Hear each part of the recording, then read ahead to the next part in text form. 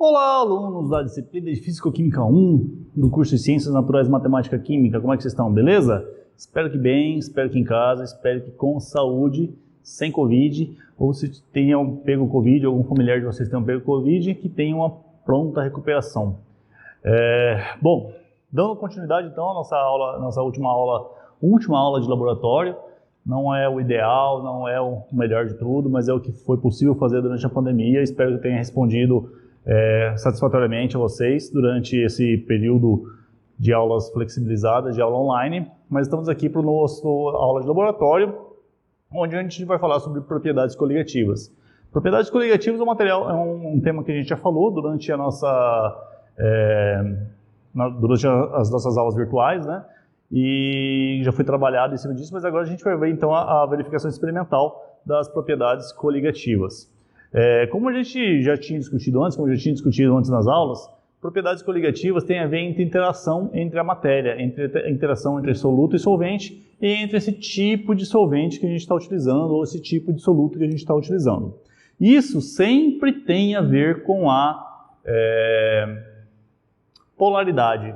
Tá? Propriedades coligativas, existem atrações, e essas atrações entre matéria normalmente ocorrem devido à atração de polaridade. Pode ser por dipolo de polo, pode ser por interações de Van der Waals, como no caso da água, ok? E isso infere algumas propriedades naquele material que a gente está utilizando. Por exemplo, se nós quisermos determinar a temperatura de fusão, temperatura de ebulição de um material, a gente vai aumentar a temperatura dele, vai ferver ele, né, e vai ver qual que é a temperatura que esse material está passando do estado líquido para o estado gasoso. Se essa temperatura se manter constante, a gente pode inferir que aquela substância é uma substância pura. Por exemplo, se eu ferver água pura, se eu ebulir água pura, ela vai ebulir a 100 graus Celsius, certo? Não. Ela vai ebulir a 100 graus Celsius lá no nível do mar, né, porque a coluna de atmosfera vai ser aquela de condições normais de temperatura e pressão, né? Condições normais de pressão, 1 atm. Né? Aqui em Sinop, a água ebulha a 96, 97 graus Celsius, porque a gente está a 380 metros acima do nível do mar. Lá em La Paz, a 89. Em Campo de Jordão, a 94 graus Celsius. Campo de Jordão, no estado de São Paulo, que está a 2.000 metros acima do nível do mar, né? Então, quanto maior a altitude que você está, menor a temperatura de ebulição da água. Mas a água tem uma temperatura de ebulição muito alta, 100 graus Celsius, é muita coisa, para uma molécula tão pequena, tão leve, né? Porque a molécula de água pesa 18 gramas por mol. Ela é uma molécula pequena, ela é uma molécula muito leve. Mas por que ela tem então essa temperatura de ebulição tão alta? Porque a sua pressão de vapor é baixa. E por que a sua pressão de vapor é baixa? Porque ela tem uma coisinha muito legal chamada pontes de hidrogênio, ou ligações de hidrogênio, ou ligações de Van der Waals. Adote um e use, ok? O que isso quer dizer? Como a gente sabe, a molécula da água, ela é triangular, né? Oxigênio, hidrogênio, hidrogênio, beleza? Ela é uma molécula triangular e ela tem um par de elétrons que estão desemparelhados. Talvez no vídeo vai ficar um pouco chato de ver aqui por causa do reflexo das lâmpadas, né? Mas o que esse par de elétrons aqui está dizendo? Quer dizer que ele tem uma atração por prótons. Ele é muito eletronegativo, enquanto o hidrogênio é muito eletropositivo, né? Então, se eu pego uma outra molécula de água qualquer que está andando aí na solução, ela também vai ter um par de elétrons desemparelhados, certo? E ele vai ter, então, uma atração de Van der Waals, porque esse hidrogênio aqui está positivo. Esse hidrogênio está positivo, por quê? Porque esse oxigênio puxou o elétron para cá, mais para o lado dele. Deu um delta. Esse elétron que está sendo compartilhado, esse par de elétrons que está sendo compartilhado entre o oxigênio e o hidrogênio, ele está muito mais do lado de cá. Se eu fizer uma outra representação mais bonitinha, mais didática, eu vou colocar aqui um pingo que é um elétron, e outro pingo aqui que é outro elétron. E eles estão compartilhando esse par de elétrons. Então esse par de elétrons aqui ele pertence tanto ao hidrogênio quanto ao oxigênio. Só que o oxigênio, por ser muito mais eletronegativo, vai pegar esse pinguinho aqui e vai deslocar para cá, ó. Ou seja, esse par de elétrons pertence muito mais ao oxigênio do que ao hidrogênio. A atração do núcleo grande do oxigênio, do núcleo extremamente eletronegativo do oxigênio, vai puxar para cá. Então aqui eu vou ter um delta positivo e aqui eu vou ter um delta negativo. Aqui acontece exatamente a mesma coisa. Eu tenho um delta negativo, positivo, e aqui eu vou ter um delta negativo, né? Devido à eletronegatividade. Esse par de elétrons está muito mais para cá, perdendo elétron ele fica positivo. Ele não está positivo, não é um íon, né? Ele não perdeu elétron, está compartilhando. Mas é um compartilhamento onde fica muito mais para cá do que para cá. Então aqui é um delta positivo. E aqui acontece a mesma coisa. Então eu tenho aqui essa atração, né, representada pelos tracinhos, e uma atração de Van der Waals, né? Atração de Van der Waals, que foi quem determinou, quem experimentalmente descobriu isso. E isso acontece em todos, né? Se eu pego um outro átomo, uma outra água, vai acontecer a mesma coisa. Então o arranjo da água é toda regida por ligações de hidrogênio. Ou seja, se essa água daqui quiser sair daqui e ir embora, ela não vai conseguir ir embora de uma forma tão livre, tão natural, porque existe essa atração. Existe essa atração que acontece entre eles, né? Essa ligação. E aqui acontece por diferença de eletronegatividade. Se eu tenho sais, acontece exatamente a mesma coisa. Só que ali é uma interação formada por íons. Aqui é uma atração formada por diferença de polaridade. Agora, se eu tenho, por exemplo, o sal de cozinha, que é o cloreto de sódio, em solução, eu vou ter íons de sódio e íons de cloro, ok? Só que isso em solução, o que acontece? Eu vou ter aqui um íon de sódio com a sua carga positiva e o íons de cloro com a sua carga negativa. E eles vão estar solvatados por água, porque está em solução, né? Então, aqui, ó, positivo, se esse aqui é positivo, ele vai estar rodeado de água, só que com o oxigênio virado para ela, formando uma espécie de uma micela. Então, aqui eu vou ter um oxigênio, água, né, oxigênio, o outro oxigênio, o hidrogênio feio, um outro oxigênio. Por quê? Porque o íon de sódio é positivo e a parte negativa da água vai estar orientada para ele por uma interação de cargas. E no cloro vai acontecer exatamente a mesma coisa, só que ao contrário, né? Então aqui eu vou ter um hidrogênio, um outro hidrogênio, um outro hidrogênio, rodeando esse íon de cloro. O íon de cloro é um íon extremamente negativo, né? Então vai formar essa atração por cargas. Isso explica as propriedades coligativas. Assim, a água, pelo fato de ser uma substância polar, a temperatura de ebulição dela é muito alta. Ao contrário, por exemplo, do hexano. O hexano é C6H14. Só que ele é um hidrocarboneto, composto apenas de hidrogênio e carbono. Dois átomos apolares, ou seja, não tem polaridade alguma. Então não existe essa atração entre uma molécula e a outra molécula de hexano. Se uma quiser ir embora, vai. Então você dá um pouquinho de energia para ela, ela passa do estado líquido para o estado gasoso. Ao ponto que da água não. A pressão de vapor dela é muito baixa, da água, né? 4,2. Né? Isso faz com que desculpa. Isso faz com que a temperatura de ebulição da água é muito grande. Então, se eu fervo água, se eu coloco água para ebulir, sempre a uma temperatura, água pura, água destilada ou água meliquê, ela vai ter uma temperatura de ebulição constante. O que isso quer dizer? Se eu traçar um gráfico de tempo por temperatura e for ebulir água, for ferver água, ela vai ter um gráfico mais ou menos assim, ó. Nesse ponto aqui, onde o gráfico teve uma reta, né, eu vou ter a temperatura de, deixa eu só apagar aqui, de 100 graus Celsius. Temperatura, beleza? Ou seja, ela vai ficar constante a 100 graus Celsius, ela vai conseguir vai ficar ebulindo, vai conseguir passar do estado líquido para o estado gasoso, sempre numa temperatura constante. Se eu tenho uma temperatura constante de ebulição, isso indica que aquela substância é uma substância pura.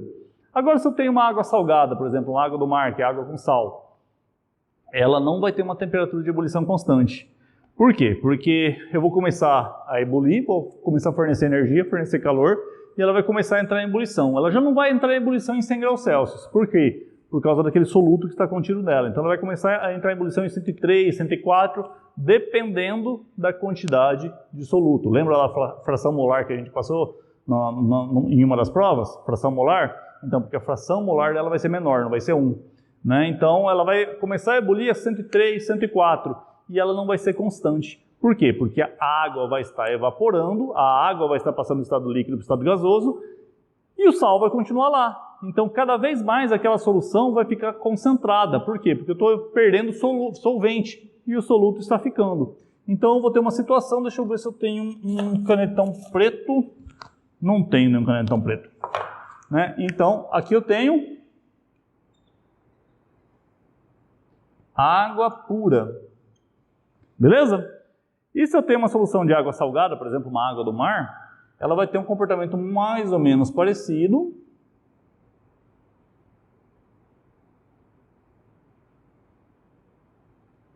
Só que não vai gerar uma reta. Aqui vai ser mais ou menos, sei lá, 105 graus Celsius. Só que quando ela começa a entrar em ebulição, ela vai começar a entrar em ebulição, só que essa ebulição não vai ser uma reta, vai ser uma inclinação. Então aqui eu tenho uma solução. Nesse exemplo que eu estou dizendo para vocês, eu estou falando de uma solução de água salgada, água do mar, por exemplo. Mas qualquer soluto que a gente coloca ali, desde que soluto solúvel, claro, né, ele vai ter esse comportamento devido às interações, que essas interações podem ser de polo, pode ser de íons, algumas outras coisas, né? Na água pura existe as interações por ponte de Van der Waals, só que chegou naquela temperatura de 100 graus Celsius, as pontes de Van der Waals são quebradas, então daí a água consegue passar do estado líquido para o estado gasoso. E essas interações fazem com que uma molécula se junte, se une a outra, ela tem uma afinidade uma pela outra. E isso a gente consegue demonstrar experimentalmente de uma maneira muito legal. Eu não sei se a gente vai ter foco, se minha câmera vai ter foco para conseguir filmar isso, mas eu vou tentar fazer o possível para isso, que a gente consegue determinar utilizando uma moeda. A gente consegue ver uma moeda e água, a gente consegue ver as interações entre a matéria. Vamos lá então para o experimento. Bom, aqui eu tenho uma moeda de 50 centavos, né? Eu coloquei tentando deixar um foco bem legal aqui. Uma moeda de 50 centavos, ok? E ela tem essas bordinhas dela aqui, né? Essas bordinhas. Vamos fazer uma conta aí, quantas gotas, e eu vou pingar, utilizando um conta-gotas, eu vou pingar água. Isso aqui é a água destilada. Tá? Vamos fazer uma aposta aí de quantas gotas de água essa moeda consegue suportar aqui dentro. Vamos lá. 1, 2, 3, 4, 5, 6, 7, 8, 9, 10, 11, 12, 13, 14, 15, 16, 17, 18, 19, 20, 21, cuidado, Mauro, 22, 23, 24, 25, 26, 27, 28, 29, 30, não treme não, Mauro, treme não, 30, 31, 32, 33, 34, 35, 36, 37, olha que desespero. 38, olha o Parkinson aqui também. 39, 40, 41, 42, 43, 44, 45, Eita, nós! 46, aí, 46. 46, que daí agora que ela escorreu. Entende? Por que ele ficou como se fosse uma abóboda aqui, né? Porque a hora que uma molécula de água queria sair, queria escorrer, ela está ligada para outra molécula de água, para uma ponte de hidrogênio. Então ela queria ir, outra falou assim, não vai não, fica aqui. Entende? Então isso são propriedades coligativas entre elas, né? Então ela queria escorrer e ela não conseguiu escorrer. E isso acontece com substâncias polares, com substâncias apolares, isso não acontece. A gente vai fazer esse mesmo experimento agora utilizando um hexano. Vamos lá? Mesmo experimento agora, só que agora, mesma moeda, já limpei, já sequei tudo, só que ao invés da gente utilizar agora a água, a gente vai utilizar um hexano, um reagente chamado hexano. 6 carbonos, né? O hexano ele é um hidrocarboneto, né? C6H14, né? E ele é muito próximo da gasolina, inclusive o cheiro dele é muito característico, parece gasolina. Então, ele, por ser um hidrocarboneto, ele é apolar. Se ele é apolar, vamos ver quantas gotas ele consegue suportar, visto que não existem interações entre as moléculas. 1, 2, 3, 4, 5, 6, 7, 8, 9, 10, 11, 12, 13, 14, 15, 16, 17, 18, já escorreu. Não sei se vocês conseguiram ver que ele já escorreu. Ele não forma aquele cogumelozinho, ele já escorre, ele é todo meio molengão. Beleza? Então ele não consegue formar aquela propriedade coligativa ali de atração entre as moléculas, porque eles não têm, não faz ponte de hidrogênio, não existe interações intermoleculares, não tem propriedades coligativas nesse material. Beleza?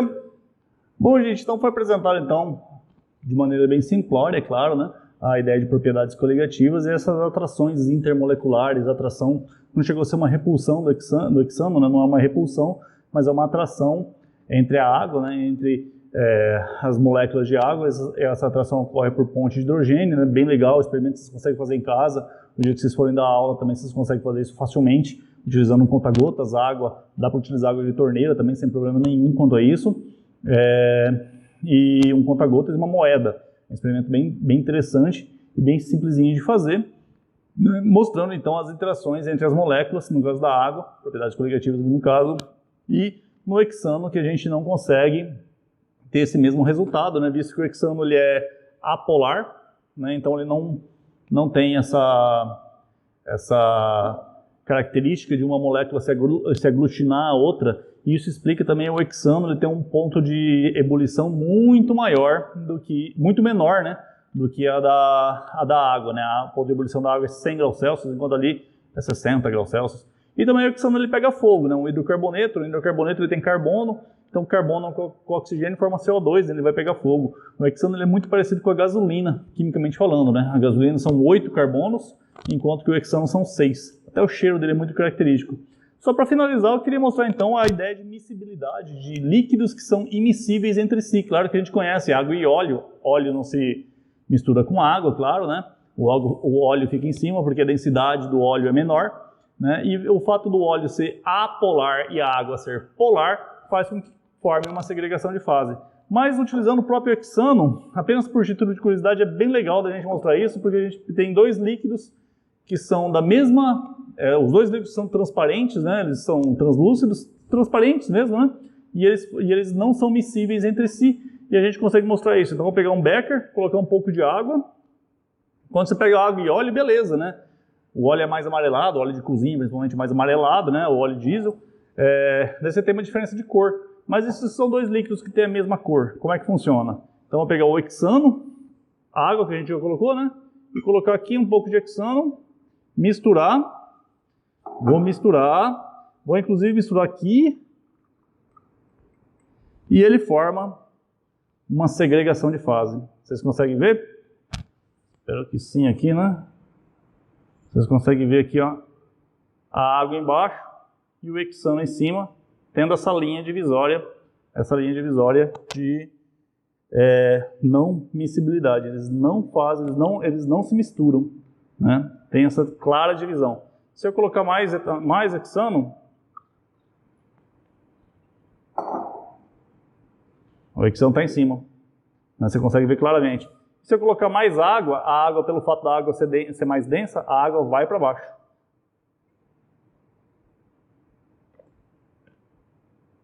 Formando sempre essa linha divisória.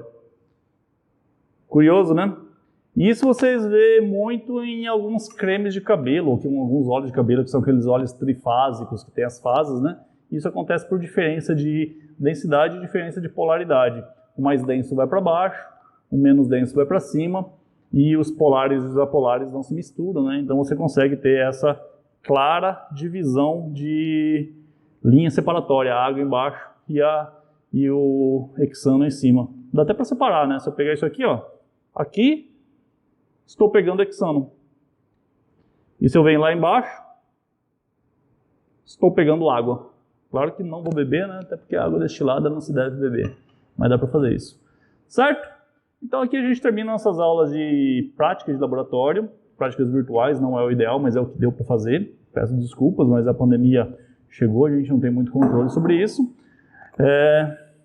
Então a gente termina então a nossa disciplina de Físico-Química 1. Espero que eu tenha atendido os anseios de vocês. Espero que eu tenha conseguido passar algum conhecimento útil para a disciplina e para a formação de vocês enquanto futuros professores de ciências e de química. E espero nos ver pessoalmente rapidamente assim que todo mundo estiver vacinado e assim que a pandemia acabar. Então, fiquem bem, fiquem em casa, fiquem com saúde. Até mais.